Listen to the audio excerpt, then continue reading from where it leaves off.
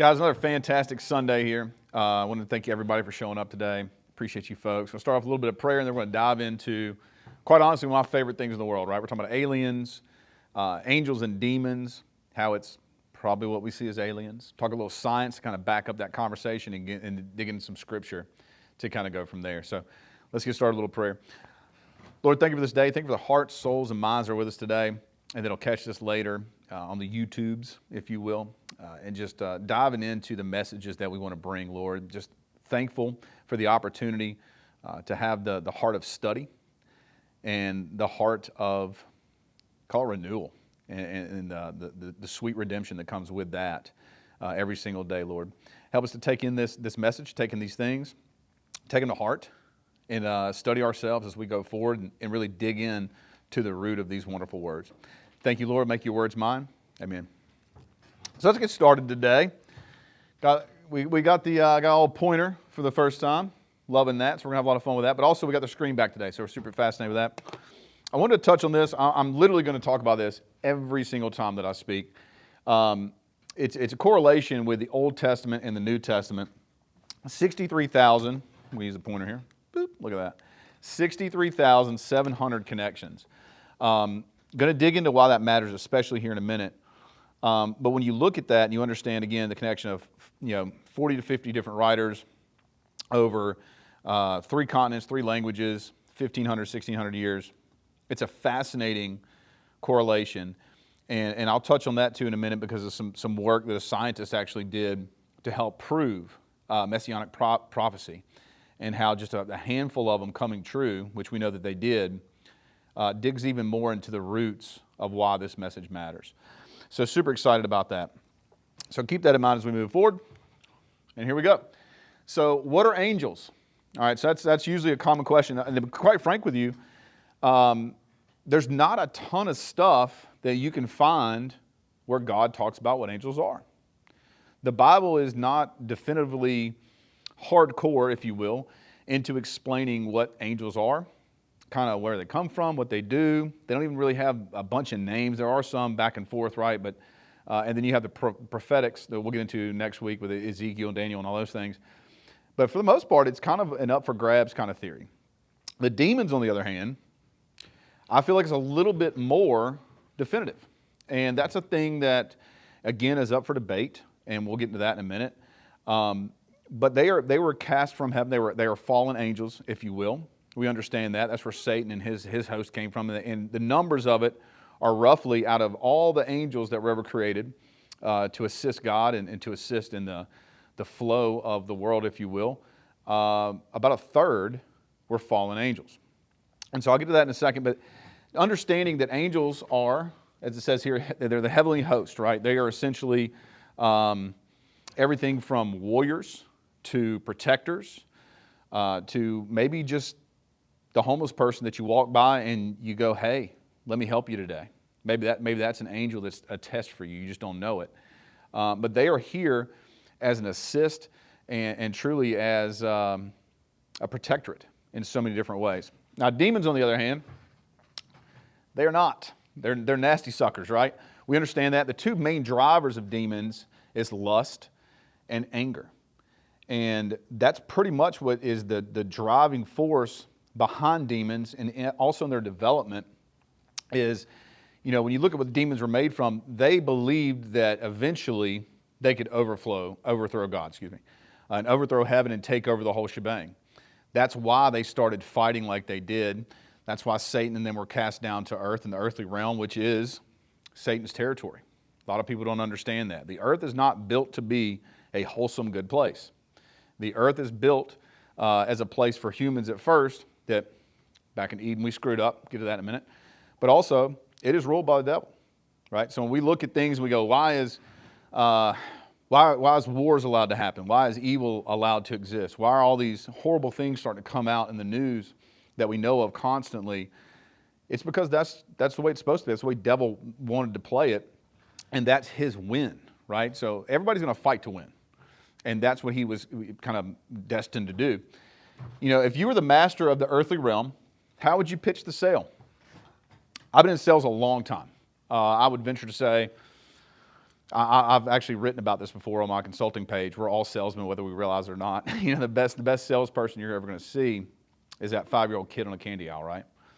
And understanding that if I were the devil, and that's kind of when I first spoke the lecture a couple weeks ago, I talked about how, you know, I dove in. You go to the website as well. I dove in a way to find cracks in the concrete, and every time I kept digging, they kind of kept getting harder. Right? I didn't find any cracks. I found a hardness of the concrete. The story just helped thicken. The plot thickened the discovery there. And so when I look at that, I look at Satan and I go, man, I know that this thing has no holes. How do I sell this pitch to people? Well, I wouldn't do it as going, fire and brimstone, you're going to end up in hell and die. I wouldn't do it as, do these things and we'll make you depressed. Do these things and I'll give you anxiety. You know, we're talking earlier about substances and substance abuse and how at the time, quite frankly, partying's fun, right? That's on purpose. I think the devil does a great job at a sales pitch to make us think things are maybe just okay or slightly acceptable. And it starts getting into that realm of comfortability. And then you turn around, I spoke about this last week, you turn around and you go, man, I got a problem. And that's truly the way I believe it's designed to be. He wouldn't come in going, we make fun of it in movies, we make fun of it in all these different things, pitchforks and horns and all that, and the big red cape. I think that's a part of the process. That's what I would do. If I were selling this evil concept, I would make it as subtle as possible, because I would make it as easy as possible to gather as many people as I could. The further you get into the extreme, the harder it is to pitch that concept. People don't start off extremists. It takes time to tick you up that way. Just like it takes time to put you in a good light, right? To start building that road to goodness and greatness and wholesomeness and the glory of God. It takes you just as easily one little step at a time in the wrong direction. That's how I would pitch it. How aliens, because today we're talking about angels and demons and how aliens are real, how aliens and other distractions are built in chaos. So again, leaning into that, where I would say the devil is going to pitch a subtle arrangement. You know, we are at, as of Easter, 1,993 years since Christ died on the cross. Well, before that, what happened 2,000 years before that? Don't worry, I won't wait, I'll tell you. The flood. What happened a couple thousand years before that, right? Formation. So we're getting real close, and I know every Christian is kind of going to live in that concept of, you read the scriptures, in the gospel, they truly believe that Christ was coming back like in their lifetime. And so every Christian we live in these concepts of the end times, all that. But you look at the markers to understand kind of what's going on in the world. And I would venture to say that in 2010, if you were to pitch some of the stuff to yourself that was going on currently, you would be like, there's no way, that's crazy. There's no way that would be normal. The morality of things, the free flow of information, how things in society have just chipped away ever so slightly to where basic morals are completely distant. It didn't happen overnight. It took a little time. But now think about how extreme we are and where we're at. And I think that's what we need to look at as an indicator is we're at the point now where aliens is a normal conversation. Think about it. There's documentaries out. I've always been fascinated as a kid. We had the movies like Independence Day, but that was hokey. That wasn't, oh my God, this little gray guy's going to come down and have a spaceship and shoot lasers at you. It was kind of hokey, right? We knew that. Now we have government agencies that are supposedly covering up these things. They're killing off scientists, they say. They're investigating it, all these things. There's a lot of crazy distraction. And even in the media, people will tell you, well, we're living in a distracted time and they're trying to pull away from what they're really doing. That's not it, guys. You know, it's just not it. It's not the economics. It's not property rights. There are a lot of crazy things that have happened in history. When we formed this country in the 1700s, there were crazier things that would happen to you in your daily life than anything that would happen to you right now. And there was a less accountability. So we're living in an extremely heightened accountability phase in our lives, more than we've ever had in the history of man. Truly, look it up. We also have some of the largest outlandish things becoming normal. And so that's why I would indicate that aliens are real, 100%. They're merely a distraction, in my opinion. and they're built and rooted in the devil, and it started from day one. And let me get into that. So if you can see this here, Genesis 2, 1 through 3, it's very early in the Bible. We were given one rule, if you recall, and we screwed that up. But 2, 1 through 3, it says, "Thus the heavens and the earth were completed in all their vast array." Everything was completed. Not some things in another universe, but every single thing. So if you're wanting to seek out faith and understand and also build in Christianity, there's no question that everything that is today was. Okay?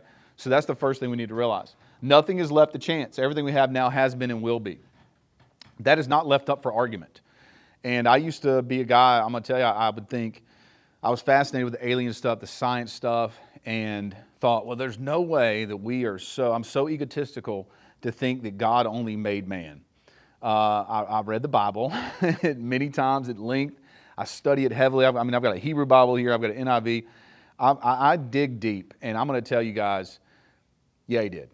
He made everything at once intentfully. And even science, as we dig into that in just a minute, will prove that. But also, distractions are the root of the devil's playbook. I mentioned that earlier. I think we're living in a really hardcore time of easy availability, which makes truth bend, if you will. What we see as reality is now, in a lot of ways, untruthful. We literally live in a society where, I'm not going to go into the politics of it, but I could walk into a room and say that I'm the color green. And if you argued with me, I would get my feelings hurt and maybe sue you. That is absurd.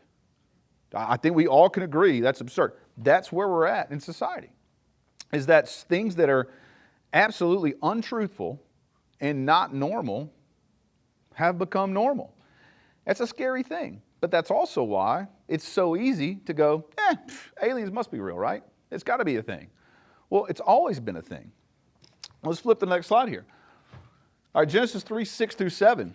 I'm sure you guys know this story pretty well, right? It's one of the 2 times in the Bible that animals spoke. Think about that. Have you ever thought about it like that? A serpent was speaking whatever Hebrew or whatever it was, language. Let's say you're walking outside, you see this bird's nest, you see a rat snake curling up around the mockingbirds. You go, "Hey, bro, stop." He turns around and goes, "Nah, bro, that's my dinner." Is that normal?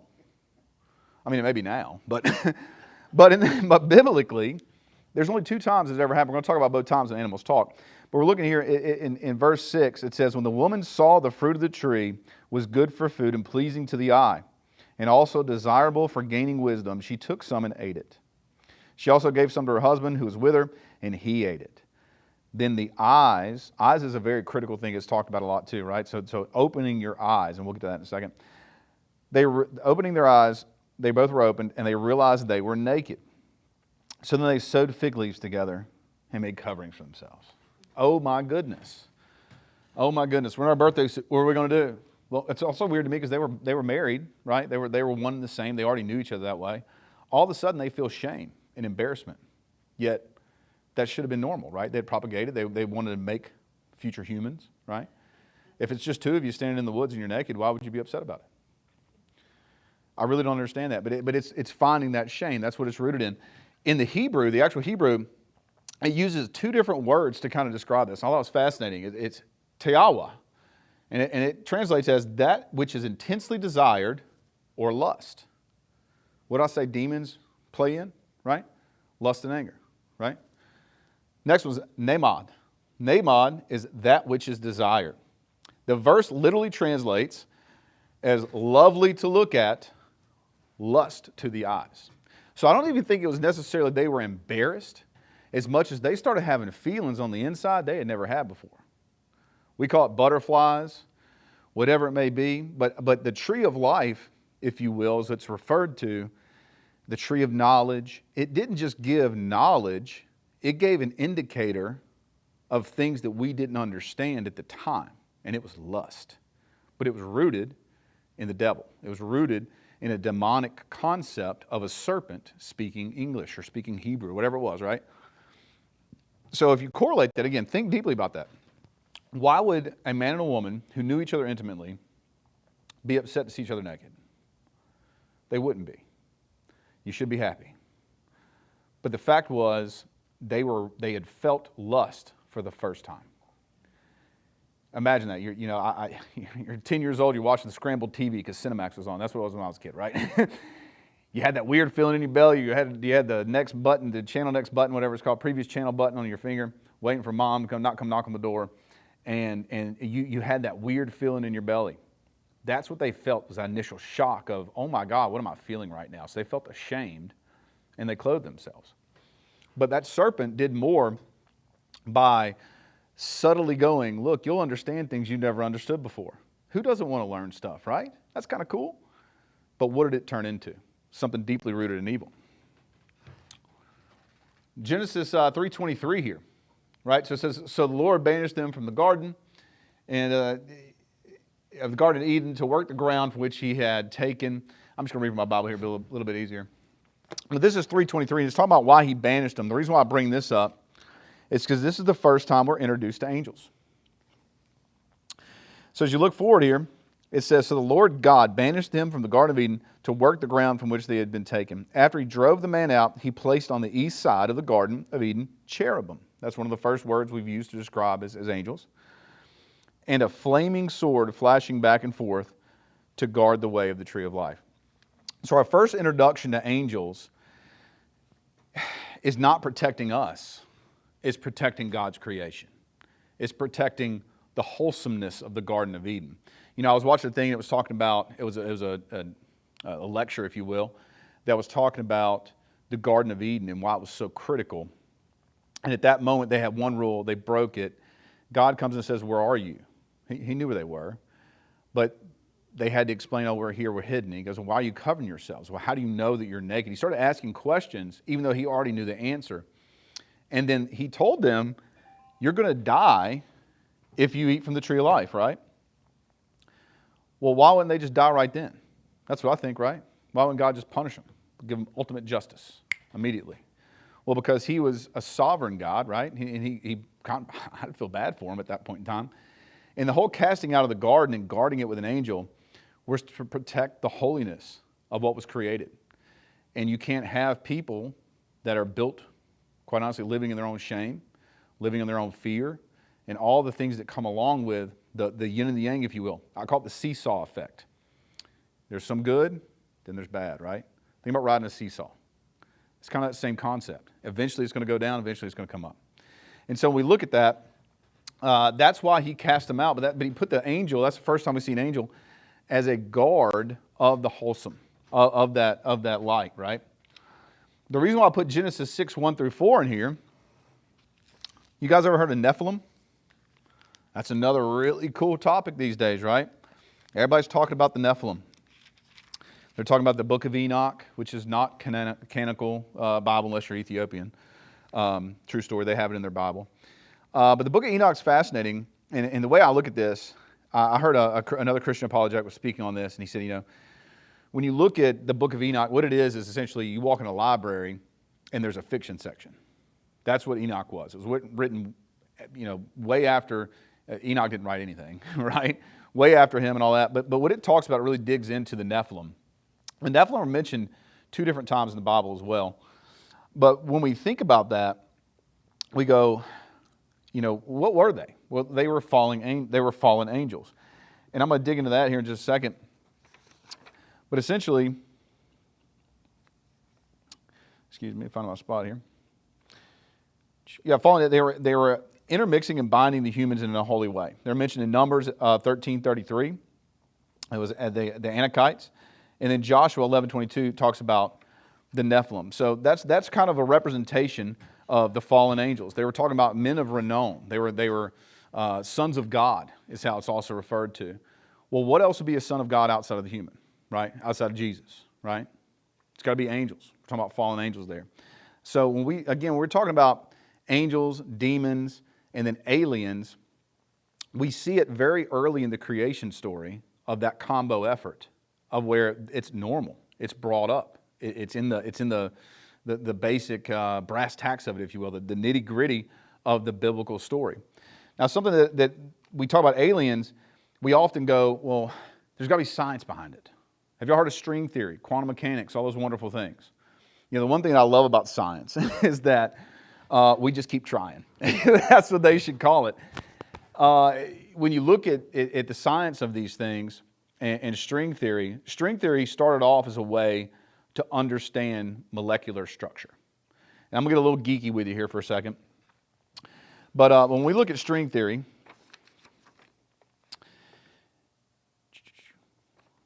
it looks at the structure of molecules, right? So knowing that we have neutrons and protons that make up an atom's core. And then you have quarks, something called a quark, not a quart, but remove the T and add a K. And it's filled with string elements or filament making vibrations similar to a guitar. And so what it says is essentially that the way that we make sense of energy and of having matter is that these little strings have loops that they can build. And basically the first concept had 9 strings, had 9 levels of the universe, 9 levels of dimension. Then the next thing you know, we studied a little bit, maybe there's 10. Well, then they got to 11.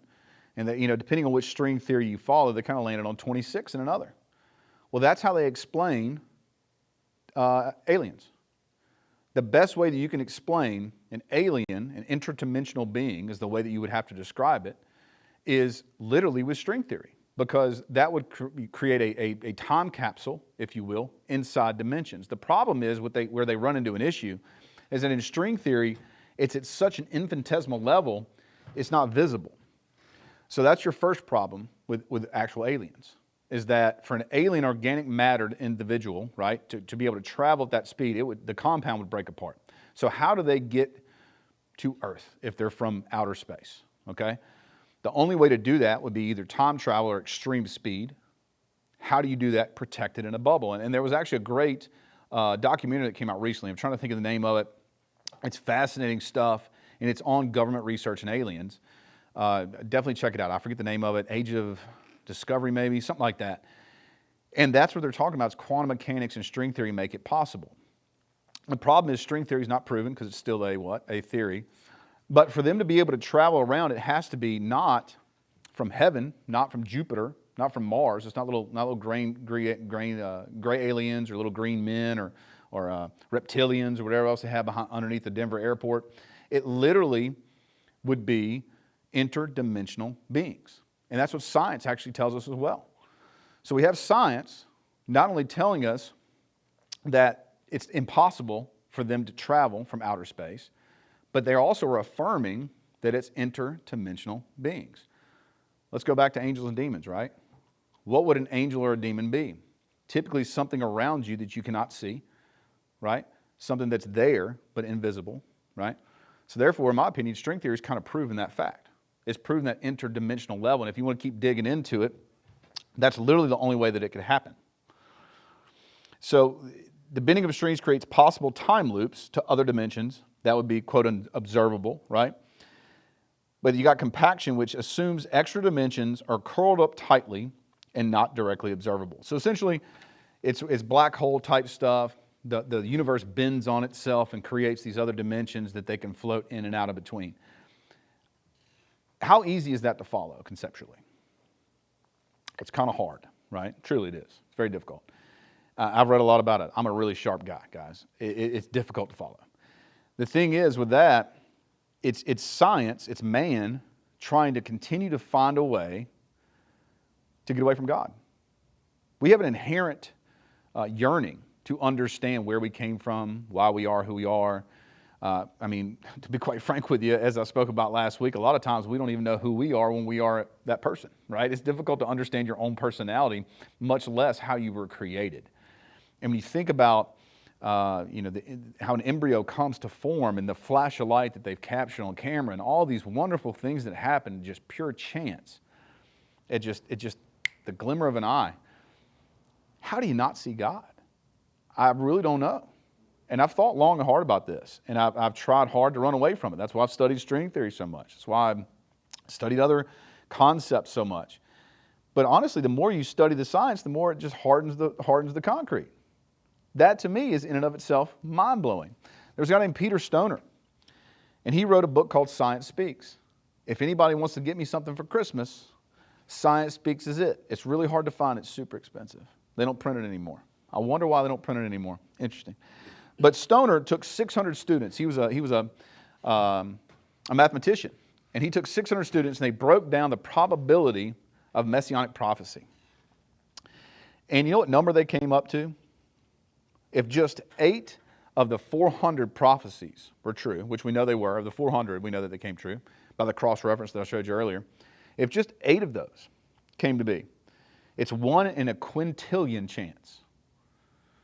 I had to Google how many 6 commas made. Okay, I literally had to Google that earlier before I got on this stage here to go, what is that number? Because it was so large to me, right? I'm not a math guy, right? Quintillion, that's 6 commas. That is the chance that that it is true, right? Or that it is not true, I guess I should say. So understanding that, again, science and mathematics are pointing to the fact that there was creation. Science and mathematics are proving that creation exists from a very purposeful, driven concept. It's not by chance. And so when you start eliminating chance, right, we're not playing Monopoly. When you quit drawing that chance card, right, we're not going straight to jail. We're having understanding. It's super important. Another one of my favorite authors, G.K. Chesterton. I was actually speaking earlier, we were talking about C.S. Lewis. C.S. Lewis credits his transformation to Christianity to G.K. Chesterton and this very book. It's called The Everlasting Man. And it's quite fascinating. Very early on, he's basically battling H.G. Wells and evolution. And we know evolution is not true, and I'll get to that in a minute. But we were taught it in school and all those things. But he says here, if evolution really is mistaken for explanation, it has a fatal quality of leaving on many minds the impression that they do understand it and everything else, just as many of them live under a sort of illusion that they have read in The Origin of Species. That's about evolution. He goes on to say, for a man who does not believe in a miracle, a slow miracle would be just as incredible as a swift one. The Greek may have turned sailors to swine with a stroke of the wand, right? But to see naval gentlemen of our acquaintance looking a little more like a pig every day, till he ended up with 4 trotters and a curly tail, would not be more soothing. It might be rather more creepy and uncanny. So think about that. It makes a very good point right there. And that's where I think Chesterton, C.S. Lewis, others with apologetics, they make such great points. You know, he goes on to say further in the book, he says that the plain truth is that all this is a trick of making things seem distant and dehumanized, merely by pretending not to understand things that we do not understand. So when we look at that, we understand that the more you dig into evolutionary theory, the more you understand that it doesn't make any sense. Even the scientists that are evolutionary scientists say right now that it doesn't make any sense. It says here, evolution, the macroevolution, is never observable. What macroevolution is essentially us going from monkeys to men, right? There's no way that has ever been proven through biological theory. So the other point that Chesterton makes, I love, talks about cavemen. And he goes, we have a resounding theme of seeing where men have written on caves, drawn on caves, all these things. There's no record of monkeys doing that. There's also no record of dogs having religion. So how is it that man specifically came from these things but doesn't have those other traits? It goes on, let's talk about evolution some more. It says jumping to living cells, non-living chemicals, jumping to living cells is unobserved. Abiogenesis. There's no fossil record, no mutations that create new and functional genetics. It's literally not true. We've been taught all our lives that it is true, but quite simply, it's not. And again, you got to think a little bit like, why would we embed that in our memories and our brains, and why would we teach that to kids? Why would we teach that to where I believe it's probably still in textbooks, right? That it's true. But even now, scientists that are in the evolutionary study realm, if you will, and that's their line of study, they say it's not true. We understand these things not to be true. It's because we're not trying to seek out a God, right? But as Chesterton points out so clearly, why is it easier for us to have the concept of getting hooves, walking on all fours with a curly tail eventually over time, instead of going right now, it's here? And that's again where we look at the angels and demons, and string theory is kind of hardening that concrete, right? So we've talked about Genesis, the serpent, the first ever animal to talk to us. We talk right here, Genesis 6, 1 through 4, about the Nephilim. That's why I wanted to bring that up. And when we look at the actual old, this is actually new to me, newly printed, I would say too, the Nephilim and what it's described as, because I love doing that. That's the other thing. When you read the Bible, I strongly encourage you not to just read King James Version or the NIV. I love the NIV, right? Or the ESV or whatever it is that you use. Man, go get some text. Read what the original Hebrew words meant. Read what the translation actually is. And it gives so much more insight into what actually is going on. And it gives you a lot of insight into what they were actually meaning by what they said. You know, it's real easy to get things mixed up if you don't know. But Nephilim here, it says, the only obvious meaning of this Hebrew term is fallen ones. Perhaps those who have come down from the realm of the gods. So the Hebraic text says, fallen ones. So now we got angels, now we got demons, right? Now we got aliens. Am I making sense, guys? This means yes, this means no. We're going all, everybody did this, guys. Everybody did that. Everybody did this. Super important. The reason why I brought up the animal thing, have you ever heard of Balaam? Balaam, this guy here? So there are 3 references I've found in the Old Testament, I've read it a couple times now, that talk about Gentiles being prophesying. 3 different times that the Gentiles are involved in believing in God that aren't Israelites. The first one is Melchizedek, which is a fantastic story. It's actually where we get our 10% from. It's where the Jewish community built their tithing from. Abraham gave a 10% tithe to a guy named Melchizedek. It means king of righteousness. There's a lot of debate on who Melchizedek is, but he's referred to in the book of Jude and a few other books. Actually, Paul talks about him on occasion. He has, in the Hebrews, there's a large section dedicated to just Melchizedek in the New Testament. And, you know, there's debate on whether it was Jesus or whether it was an angel or whatever it was. All we know is that for some reason, Abraham hands over 10% of his stuff. And that's where they get the tithing concept from. But you got Melchizedek, who's the first one who was non-Jewish. Then you have Balaam, non-Jewish. He was a Gentile, right? Much like me. Had to be a cute guy. Maybe not. We'll get to that in a minute. And then, and I'll talk about this at a future date, maybe next week. The 3 wise men were considered Zoroastrians. And Zoroastrians, at the time, and still to this day, there's a very small pocket of them, were monotheistic. They believed in one God. They were also the 3 wise men who visited Jesus at his birth. So when you see those 3 connections, I think that's fascinating. 3s are heavy in the Bible. I think that's all fascinating. But we're going to talk about Balaam right now because I think it's really one of my favorite stories. It's a little tough to read there, but I'm going to dig in here and read this story to you because if you haven't heard it, it's just bang up, right? It is literally the second time, biblically, and the only other time that an animal talks. So Balaam was a guy that, like I said, he was a prophesier, or a seer, as they called him. And there was a king, Balak. He was really just frustrated because the Israelites are coming his way. And this is during the times that they were moving through the Exodus, right? And they were coming to get their birthrights, if you will. And everybody's fighting each other, and they're all angry with everybody. And Balak goes to Balaam and goes, man, you talk to God, right? Hey, bud, and I'm severely paraphrasing here. He goes, hey, bud, I know that you talk to God. I need you to do me a favor. Go to God and say, hey, leave those people alone, or don't let those people come here. Curse them. Use your connection to God to make sure that they don't come this way. And Balaam's like, we'll see what happens.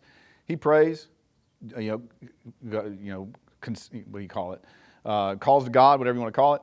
God goes, nah, man, those are my chosen people. Leave them alone. So Balak tries to give him money. Balaam still says no. Finally keeps pushing him, pressing him. Balaam's like, all right, cool. I'll go with your boys, and I'll go curse these people. No problemo. I'm listening to you, God, but this dude just gave me a bunch of scratch. Right? Who doesn't love that, right? So as he's going, he's riding his donkey. It says, Balaam got up in the morning, saddled his donkey, and went with the Moabite officials. But God was very angry when he went, because he had already told him what I said 2 times prior to that, don't do it. He says, we're mad at him when we went, and the angel of the Lord stood in the road to oppose him. Balaam was riding on his donkey, and his 2 servants were with him. When the donkey saw the angel of the Lord standing in the road with a drawn sword in his hand, it turned off the road into the field. Balaam beat it to get it back on the road. Started beating the heck out of the donkey. He said, then the angel of the Lord stood in a narrow path through the vineyards with walls on both sides. Think of that. And so walls at the time were kind of these small stone walls. So Shawshank Redemption was on yesterday before the hockey game. You ever seen Shawshank Redemption? At the very end, he goes and he looks for rocks to find what Andy Dufresne left him. And he says there's going to be a different rock. Well, that's a rock wall. Think of Robin Hood, Prince of Thieves, another great movie. Kevin Costner, hat tip to that. The rock walls that you see in that old English way, in those old English farms that separated property rights, is kind of what we're talking about here. So the angel of the Lord stood in a narrow path through the vineyards with walls on both sides. When the donkey saw the angel, it pressed close to the wall, crushing Balaam's foot against it. So he beat the crap out of the donkey again. I'd be mad too. Then the angel of the Lord moved ahead and stood in the narrow place where there was no room to turn, either to the right or to the left. When the donkey saw the Lord, this is going into verse 27. So when the donkey saw the Lord, it lay down under Balaam, and he was angry and beat it with his staff. That dude's just not, he's got some anger problems. Demons, right? Then the Lord opened the donkey's mouth. Think about that. This is scripture. But think about that. What your donkey starts talking to you. Isn't that wild? That's wild to me. And it said to him, Balaam, what have I done to you to make you beat me these times? Now, I've had dogs, you know. There's times you get mad at your dog. I spoke about that last week. She ran off one time, right? Oscar now, God, I'm so blessed to have Oscar. I say he's another salvation for me. Sometimes, man, you yell at them, whatever. They tell you with their eyes, but I've never had them say anything to me yet. I think maybe it's going to happen one day. I hope so. I always used to joke Lola was going to unzip her suit and pop out a little short person, but it never happened. But Balaam answered the donkey. This is the other part. He said, Balaam answered the donkey, you have made a fool of me. If only I had a sword in my hand, I would kill you right now. Again, dude's super mad. The donkey said to Balaam, am I not your own donkey which you have always ridden to this day? Have I been in the habit of doing this to you? Balaam said, no. Then the Lord opened Balaam's eyes. There's the eyes thing again, right? Open Balaam's eyes. So now he's looking out, he's seeing these things. He saw that, and this is verse 31, he said, he saw the angel of the Lord standing in the road with his sword drawn. So he bowed down and fell face forward. It actually says that he went prostrate. So prostrate means you don't just bow down. So when I think of bowing, I think the old Japanese way, right? Okay, thank you. Thank you for the steak. No. He went prostrate. What that means is he threw himself on the ground, knees facing the dirt, and was like, holy crap, I'm sorry. What is going on? I'm scared to death. Verse 32, my eyes are bad. The angel of the Lord asked him, why have you beaten your donkey these 3 times? I have come here, there's that 3 number again. I have come here to oppose you because your path is a reckless one before me. The donkey saw me and turned away. These 3 times it has not been turned away. If it had not been turned away, I would certainly have killed you by now. But I have spared it. So, think about that. 3 times again. Love that. Love that it's a reference there. But that's the second time that we have got scriptural with animals talking to people. And quite frankly, it was normal to them. I don't know what was going on back then, but seemingly it was normal for animals to talk to you. But quite frankly, nowadays, why not? We believe in aliens, right? Kind of similar. Similar how crazy we've gotten and how far we've fallen as far as things becoming normal. So I wanted to show that story mainly because the concept of, that's one of the next times that we really see an angel present himself. Now there's one, you know, the story of Jacob and Esau, right? Jacob did some not so nice things over the years and stole a birthright and all these things. And he was going back to see Esau. And there's a story in the book of Genesis where Jacob wrestles with God. God knocks his hip out of socket so he can't run. Isn't that crazy? So we have so many references in the Bible where angels or God's presence, Melchizedek, is on us, is with us. And we have, and a lot of this is written from very verifiable and good historical references. This is just like you picking up a book about World War II and reading it. Okay, it truly is. So why don't we hold that in the same account and regard? Because of science? Can't be, right? Because we just proved that science is what hardening that concrete further and further. But I thought it was a fascinating point to bring up, not only because Balaam was a Gentile, and one of the few times that we know that Gentiles are mentioned in the Old Testament as having contact with God, right? But also the angelic presence of him going, I'm going to cut your head off, dude. Can you imagine that? I say I don't fear very much, okay? I don't fear nothing at all. That would scare the crap out of me, I'll be honest with you. That would be something that would definitely make me think twice. Now, I'm not going to read the rest of it, but I'll tell you, we move forward. Balaam, he had a rough go of it, and eventually he ends up deferring and leading. He says, I'm not going to curse the Israelites, but what I will do is I'll help you figure out how to get them to be immoral. And that's why eventually he was killed, right? He led God's people into immorality.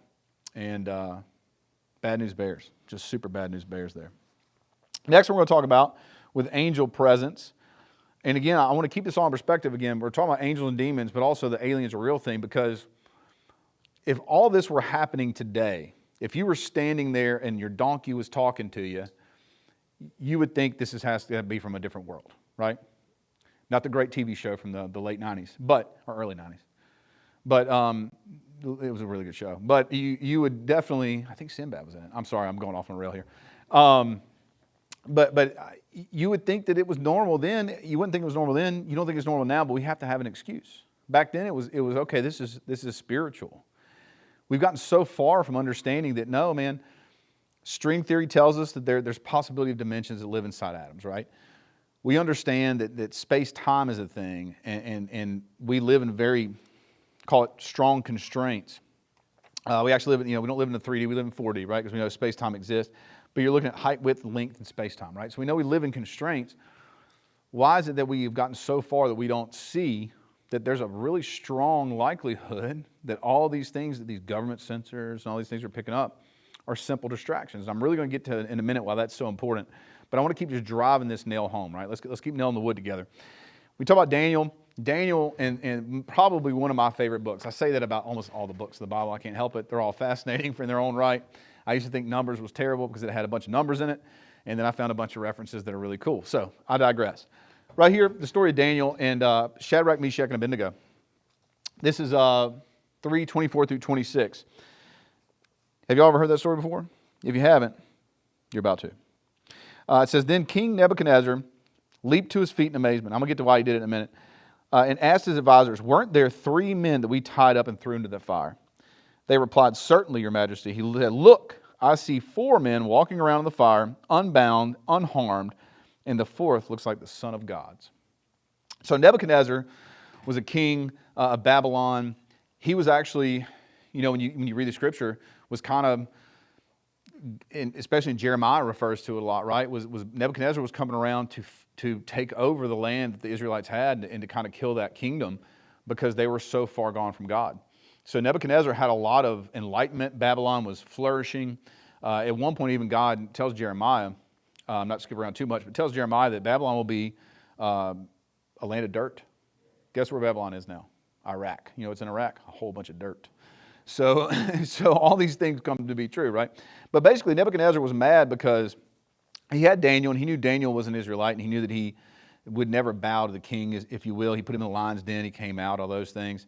Shadrach, Meshach, and Abednego were equally at David's level, right? As far as their reverence and their holiness, as far as what they held in high regard. It says earlier in the story, they were so quick because he was so mad. Nebuchadnezzar was so frustrated that they made the fire 7 times hotter than any fire that ever been recorded on earth, right? And so when the soldiers threw them in the fire, it killed 2 of the soldiers. Think about that. The draft of the fire consumed those soldiers when they tossed those boys in there. That's freaking hot. Well, all of a sudden you're looking at King Nebuchadnezzar, and there's 4 dudes walking around. Another example of where there's an opportunity in the Bible, biblically, that we know to be true, in history recorded by people that are extremely reliable sources that show angel type of presence, if you will. All right? So the Old Testament's heavy in angels. New Testament starts getting demonic, right? Starts getting with the bad stuff. But first, well, actually, this is one of the references I'll read. Have you ever heard of the Witch of Endor? If you haven't, this is one of my favorite stories in the Bible. I know I keep saying that, but it's so good. It's in Samuel, 1 Samuel. Basically, Saul, who I mentioned this last week, he was real flighty, man. He had gotten so crazy that God actually said at one point in the scripture, basically, he was taken over by evil. So he had become so succumbed to his craziness that he was embedded with the devil, right? He was embedded with a demon. And he was losing to the Philistines. And King David had gone to the Philistines. And David at the time was not a king yet. He was going to the Philistines not to help the Philistines, but to escape Saul. And I mentioned that in the first lecture, actually, about Psalms 22 and how it could have been Saul, but it was probably Absalom, his son. But Saul was looking for help, man. He was freaking out.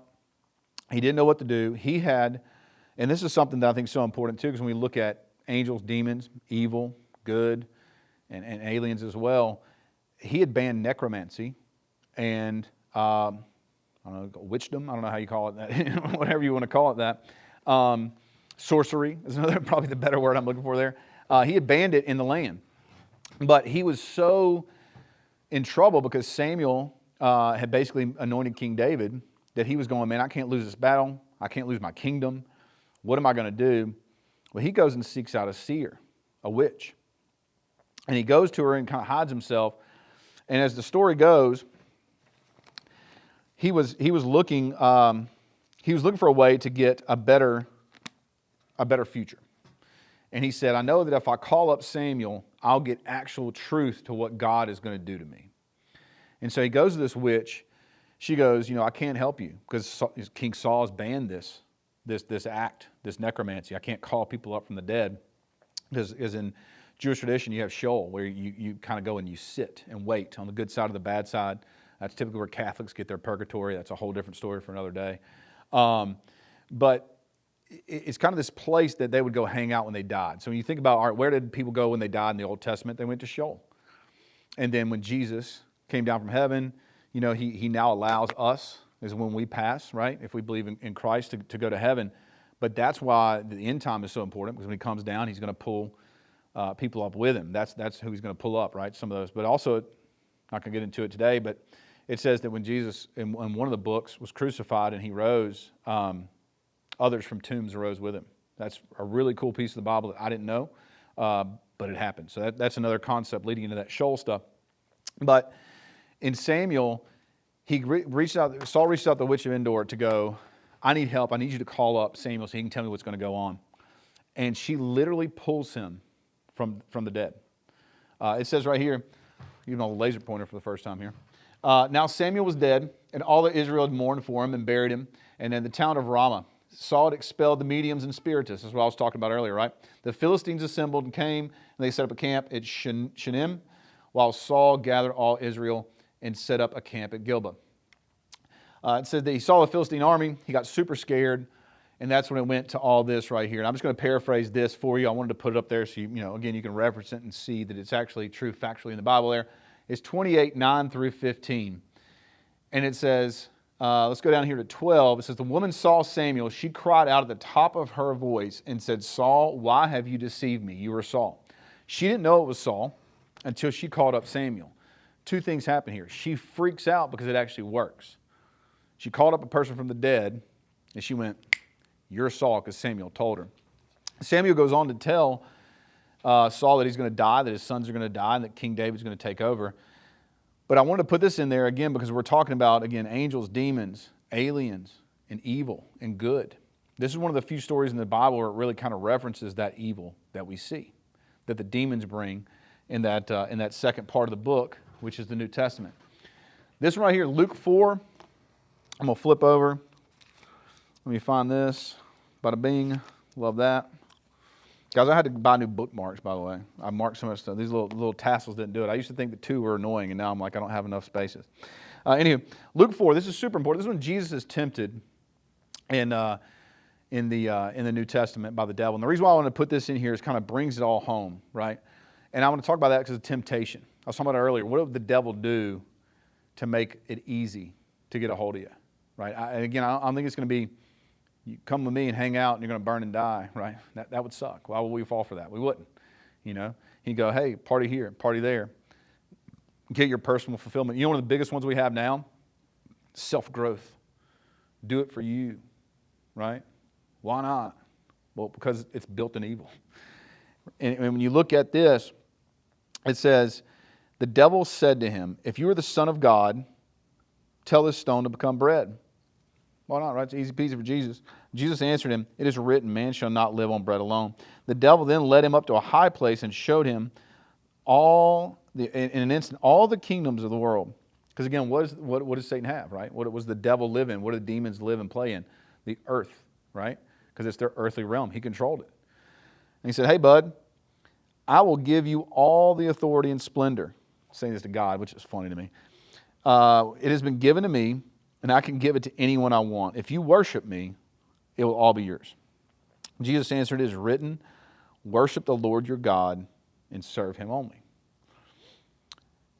Then it goes and it says, the devil led him to Jerusalem and had him stand on the highest point of the temple. If you're the Son of God, he said, throw yourself down here. And this is verse 10. He says, for it is written, he will command his angels concerning you to, and this is the devil quoting Scripture, so keep that in mind too.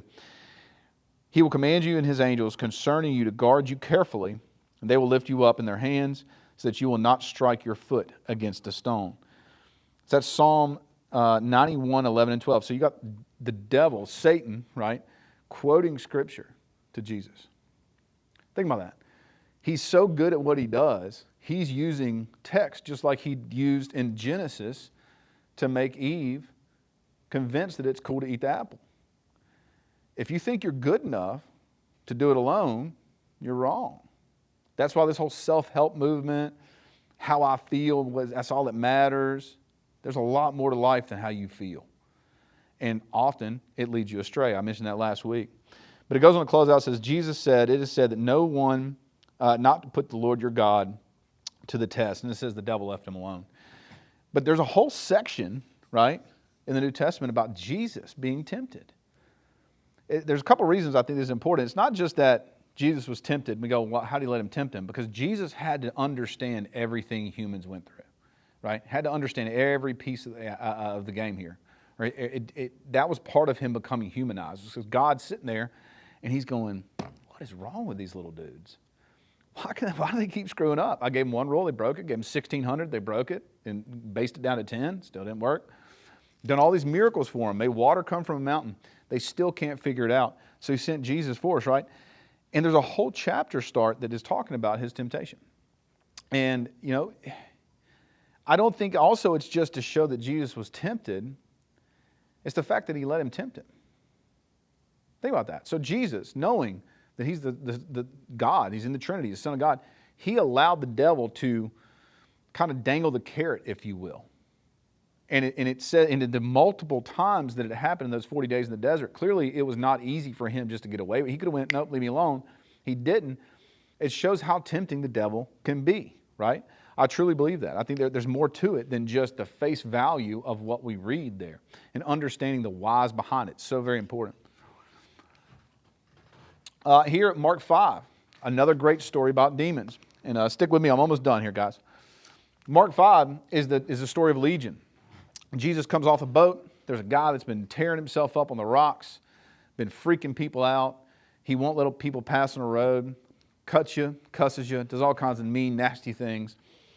And Jesus walks up to him, and he says, the demon says to him, this is another thing that's really profound. He says, he shouted at the top of his voice, what do you want with me, Jesus, Son of the Most High God? In God's name, do not torture me.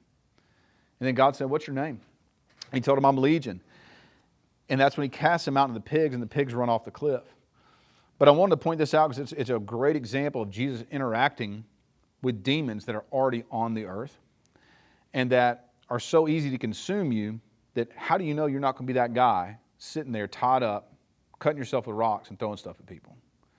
That's how easy it is to get deterred if we fall into the evil. The next one is in Acts 19:13 through 16. It talks about, there's this cat named Sceva. He was a Jewish chief priest. And he said he was casting out demons or trying to, evil spirits in Jesus' name. He said, one day the evil spirit answered them, Jesus I know, Paul I know, but who are you? But who are you? Then the man who had the evil spirit jumped on them, overpowered them all. He gave them such a beating, there was 7 of them, that they ran out of the house naked and bleeding. That had to suck. One dude beats the crap out of 7 guys. But I think the more profound piece to this, again, angels, demons, aliens, is that he goes, I know Jesus. I know Paul. Brother, I don't know you. That's a profound thing. But I'm going to ask you this. Will they know you? Right? Where are you at in your life, in your walk, if you will, in your day-to-day, that sometimes, I'm going to tell you, you're hanging out with demons. We blame it on aliens, right? No. It's as very real as a donkey asking you why you're beating me. It's as very real as me walking outside and a snake convincing me to eat some random apple off a tree or a pear or whatever else it may be. It's a very real existence. Again, the science behind the string theory, behind physics, that we just keep trying to test to find ways to prove that there is no God because we have to have the answer. The answer is right here. It's right here in front of us. G.K. Chesterton, the everlasting man, C.S. Lewis in his writings, these Christian apologetics have written it down for us, and yet we still want to question it. And again, the further we push away, the crazier it becomes. Didn't mean to flip to that yet. Okay. I'm going to leave you with these couple of things here. Luke 21:25-6, it says, there will be signs in the sun, and this is Jesus speaking. There will be signs in the sun, moon, and stars on the earth. Nations will be in anguish and perplexity at the roaring and tossing of the sea. People will faint from terror, apprehensive of what is coming of the world, for the heavenly bodies will be shaken. Again, I'm not saying we're living in the end times, all right? I'm not going to make that claim. I will tell you that Jesus says in Revelation, He's coming in like a thief in the night. You won't know the time nor the day. I don't know if it's happening today. I don't know if it's happening tomorrow. I hope we can finish the Stanley Cup playoffs because I think the Canes have a really good shot at it this year. But Jesus, in His own words, said that things will begin to come from the moon, the stars, the sky, right? To me, that's where the aliens thing really ties into this. Is when we start looking at the end prophecies, we're living in morality that has been so far gone that Sodom and Gomorrah would be ashamed. Quite frankly, we wouldn't just fit in Sodom and Gomorrah. They'd probably be like, I don't know if I need to hang out with you cats. Think about that. I mean, and think about what God did to Sodom and Gomorrah. And again, when you look at timelines, 1993 years since Jesus died on the cross, about 2,000 years prior to that, flood. It's all pretty relevant, folks.